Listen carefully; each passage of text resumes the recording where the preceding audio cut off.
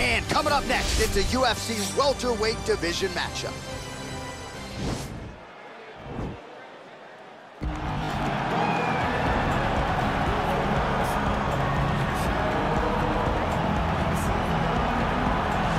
All right, so here he is, one of the better offensive takedown guys we have in the UFC, DC. And if anyone is well-equipped to speak to this, it is you. The opponent knows what's coming. At least to this point in the UFC, no one's been able to stop him. He just has to keep him away, because the moment this guy gets close enough to either grab a leg or make body contact, now you're in trouble. He has a knowledge and an understanding of position from a lifetime of just all grappling, judo, wrestling, sambo. He does it all, and he has just so many ways to get you to the floor. This guy once told me that if you can get your leg, he's going to finish. Because he's going to give you so many things to think about, you will not be able to process and keep up with him, and eventually you're on the mat. It's unbelievable to watch him apply that knowledge to the mixed martial arts fight. And as the wrestlers say, this is not a guy you want anywhere near your bracket. No, you don't want him in the bracket. Well, enjoy him while he's here, folks, because you never know if this will be the last time we see Nate Diaz in the UFC with a fan base really as big as any fighter in the sport. Diaz is back tonight, and we're glad to see him. Stockton, stand up. This guy has a cult following. He is one of the most interesting guys in the UFC because he has this sense that he really doesn't care to be here, but he also doesn't feel as comfortable anywhere but in the octagon. So it's a love-hate relationship with fighting for Nate Diaz. When he's happiest, when he's best, he's fighting in the UFC. A guy that boxes is unbelievable, but I think it's the attitude of Nate Diaz that has made him into one of the biggest stars that we've ever seen in the octagon. He had a couple of life-changing paydays against Conor McGregor, the win at UFC 196, the majority decision loss at UFC 202. Which to this day he says he won, right? He thinks he won that fight. But one thing goes without saying, and I'll say it anyway, when Nate Diaz fights, the world is watching, and that is the case yet again here tonight. Ladies and gentlemen, this is the main event of the evening. And when the action begins, our referee in charge of the octagon, Yves Loving. And now, this is the moment UFC fans around the world have been waiting for. Live from the T-Mobile Arena in Las Vegas. It's time! 5 rounds in the UFC welterweight division. Introducing first, fighting out of the blue corner. This man is a mixed martial artist, holding a professional record of 12 wins, no losses. He stands 6 feet 2 inches tall, weighing in at 170 pounds. Fighting out of Stockholm, Sweden, Khamzat Chimaev! And now introducing his opponent, fighting out of the red corner. This man is a jiu-jitsu fighter, holding a professional record of 22 wins, 13 losses. He stands 6 feet tall, weighing in at 170 pounds. Fighting out of Stockton, California, ladies and gentlemen, he is an Ultimate Fighter season winner, Nate Diaz!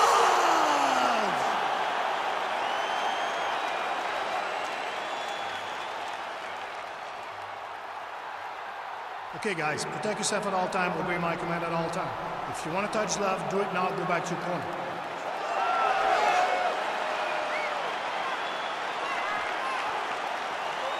You ready?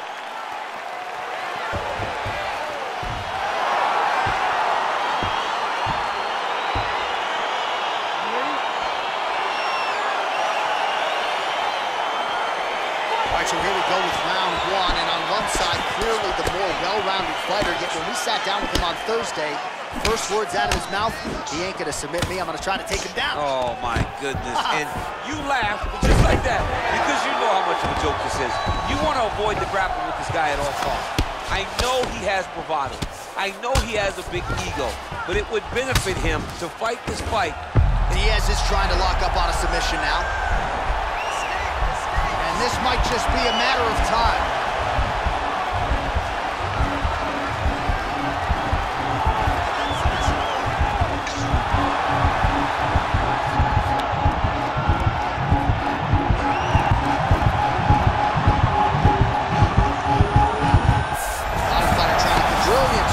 defense there. Now into his mount. All right, he's very comfortable fighting off his back, DC. Now looks like he's trying to hip escape. Yeah, he's trying to hip escape or maybe look for a Kimura here. Just over 3 minutes to go. All right, well, both fighters pretty comfortable on the ground, DC, but you got to be very careful hanging out here for too long if you're his opponent. Right now, it looks like he tried to set up an arm triangle choke. He needs to secure the left arm, push it across, and secure it with his head. He needs to push the arm to the side, get his head against the mat. Now watch, as he goes to the finish, watch his chest go to the mat. He goes flat. And this might just be a matter of time. Wow. All right, side control now, DC. When you get side control in a fight, what are you looking at? When I get to the side control in the fight, and I believe this young man should do the same thing, it's secure first. Grab everything in tight. Make sure your elbows are in. Make sure you've got something locked in so your opponent doesn't just squirm away. Punch short punches, but try to make the opponent make a choice. Either he turns back into you, you take your front headlock, or he turns in the opposite direction, you throw your hook in, and you start looking to get a choke off. Oh, he's got the ground and pound going now. He's putting him in exactly the positions he needs to be in right now. He's able to relax here. And he understands, being a veteran of so many fights, that as long as he's on top, he's winning. He feels like he's winning here. And this might just be a matter of time. The sheer will is really remarkable to watch. All right, right into side control. Upper body strength figures to be put to good use here. Yes, absolutely. And you got to look for his opponent to turn back into him. He should chase guillotine, but the opponent turns to the opposite side. He can take his back, throw his hooks in, try to choke, or flatten him out and just go for the finish. All right, so there's the horn. That means it's the end of the round, and a lot of good offensive wrestling work from him over those previous 5 minutes. I mean, great offensive wrestling. Every time he changed levels and got to his opponent's legs, he was able to secure the takedown. Let's see what type of fatigue his opponent will carry into the next round. Got to protect that body. Keep your elbows in tight. Stay focused, okay? I want your striking to be a little bit sharper. Punching. Are you ready? Ready? Big punch lands over the top. How's he going to follow this one?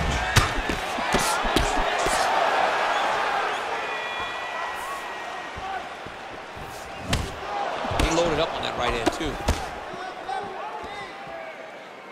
Well, missed on that one. DC, he's rocked. That was a beautiful hook. It landed perfectly, and it hurt his opponent very bad.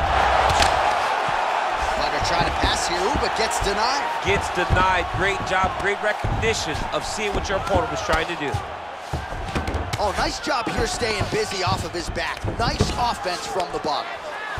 Now he has a headlock trying to pin his opponent's back down flat onto the mat. Look from the transition to an arm triangle to try to chase the finish.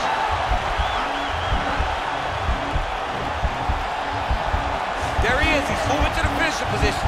Now watch, he go parallel right next to his opponent. Win it. Oh, he might have got him with a choke.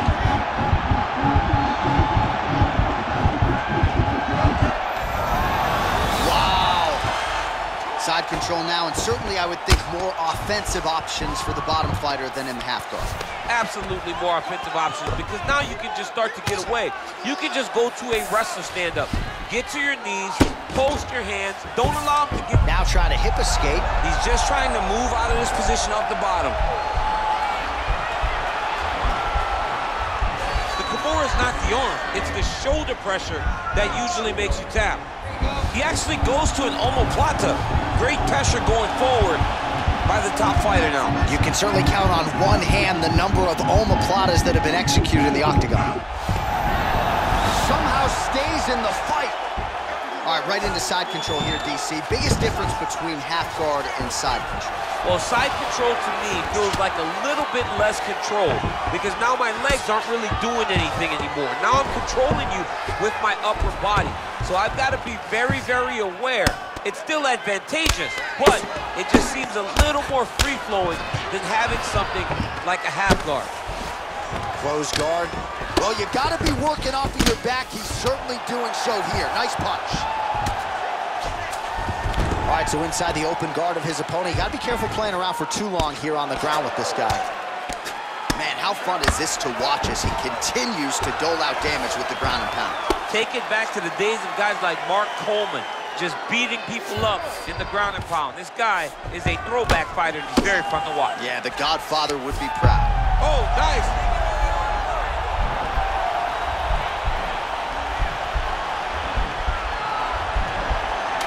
Watch triangle, watch triangle. Oh, and there's the horn at the end of the round. How about this fight, folks? You see, he was nearly caught in a submission there right at the end of the round. Saved by the bell. So back to the stool. Mentally probably not in a great place here. We'll see if he can recover and get himself back into this fight. All right, let's check out some of the action, DC. What a display of just sheer punching in that last round. I mean, he looks like a boxer. He looks like a professional boxer out there, throwing and stringing those combinations together. He landed those big punches over and over again, and it was this one right here that really did change the tide of the round. Are you ready? You ready? Well, you didn't see a lot of the body work from him in the earlier rounds, but he's certainly getting after it here. Big shot to the body connects there. We'll see if he can follow it up. Big, powerful punch lands. Now he gets back to range. Well, he's doing a nice job here blocking these shots. Quick entry to get him on a single. That was a great single. Oh, My God, he switched the lock to a high crotch, rotated him and took him for a ride. That was a big takedown.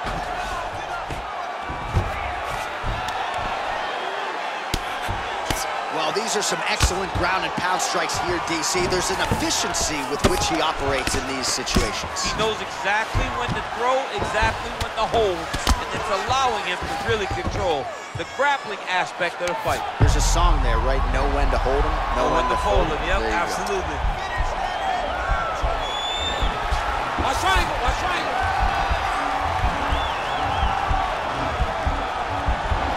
Needs to push the arm to the side. Get his head against the mat. Now watch as he goes to the finish. Watch his chest go to the mat. He goes flat. Oh, he might have got him with a choke. Not tapping out tonight. Ooh, right into side control, DC. This is where you want to be now because you get to make your opponent decide. They try to turn back into you, you can attack guillotine. If they turn away to try to get to your knees, you throw your hooks in and you got all your rear choke submissions. Well, there are few things more fun to watch in mixed martial arts than these type of transitions and scrambles on the ground. High-level grappling can really be entertaining. Side control now, DC. A lot of options at his disposal from here. Oh, it looks like he's got him in a crucifix now, DC. A lot of body weight from the top position. How does he go about trying to finish this fight? He just needs to stay heavy. He's got to keep his weight down. He's got to be working, but not working recklessly because this is a position that you can escape. Make sure you secure your opponent and make sure you secure your opponent. Land strikes that matter and end this fight. Man, this is some serious ground and pound here, DC. He's not just staying busy for the sake of staying busy. These strikes are doing damage. Oh, yeah, no pity pat to this guy. This guy's trying to land, and he's trying to land effective strikes.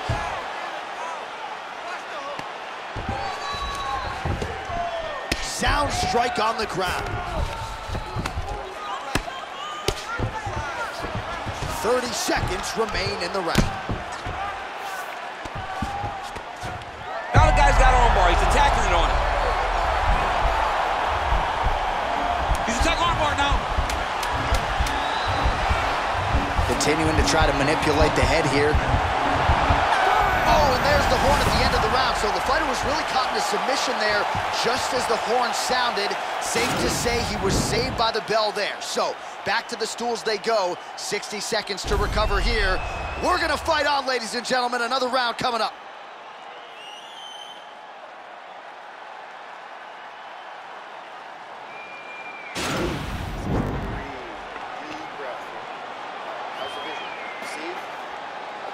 listen, the eye's looking pretty bad here. Are you ready? Are you ready? Fourth round, fight scheduled for 5-5-minute rests. Oh, he lands another strike to the body, really starting to pile up these body shots here in the latter stages of this fight. You didn't see a lot of that in the earlier rounds, making up for lost time here. Watch over the top. He needs to start looking to finish now because he's got it very bad.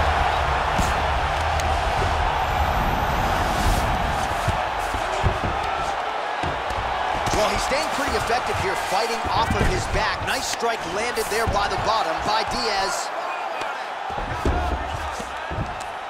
Posturing up now. And now the damage is about to start. Back mount now.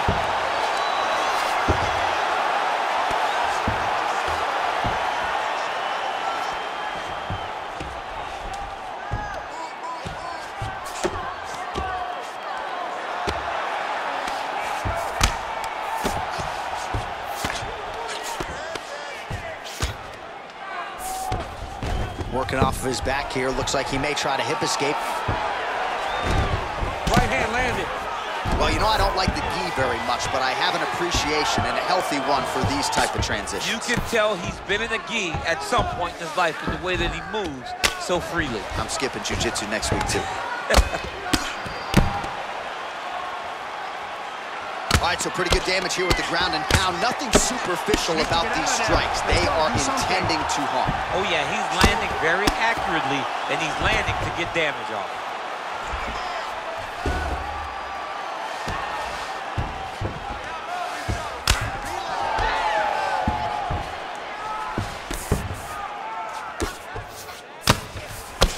Under 2 minutes to go.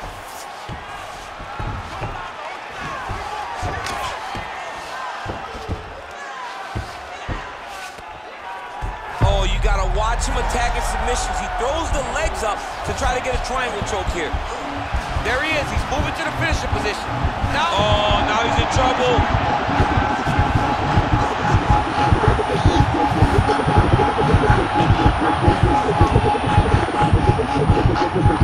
He got it, John. Oh, he got it done, absolutely. He finishes his opponent by way of submission.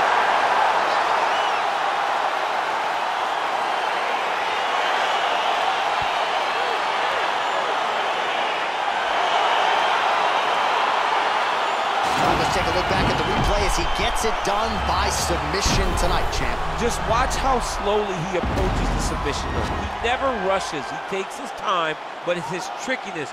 It's his ability to trick people into going to the floor with him that puts them in danger and finishing fights.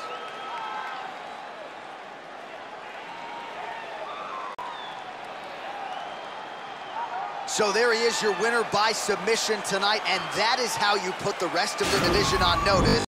A huge result for him here tonight.